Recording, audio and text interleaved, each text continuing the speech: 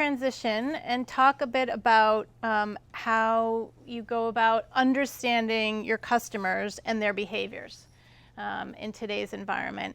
And I'd like to start by posing a question around the kinds of research techniques that you use to understand the needs and expectations of your customers. With our different products and our different buyers, I think to your question, Moira, we've moved to doing more engagement measures. So where it used to be, do you like the product, not like the product? Are you satisfied with the product, not satisfied with the product?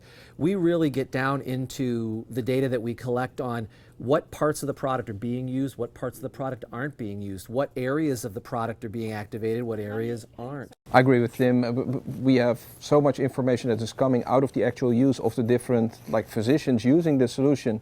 And if you compare that towards how originally the expectations were set, well, this is what the IT department thinks, and then you compare towards the actual result, sometimes very different. So it's good to have that level of reference, but then also to present it back. So I actually, for us, I was noticing when we actually use data now, we used to do a lot of pre-market testing, like let me see this feature and test it and then launch it against everybody.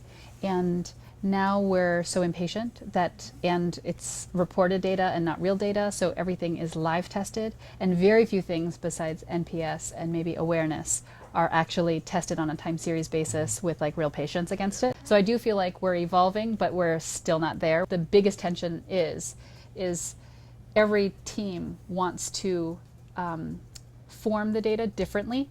So for example, for marketing, one of the biggest things we want is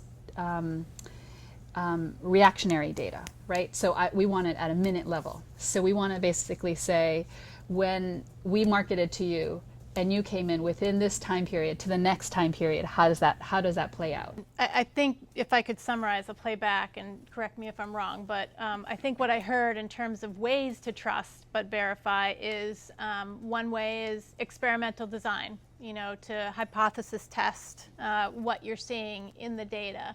And validate that way.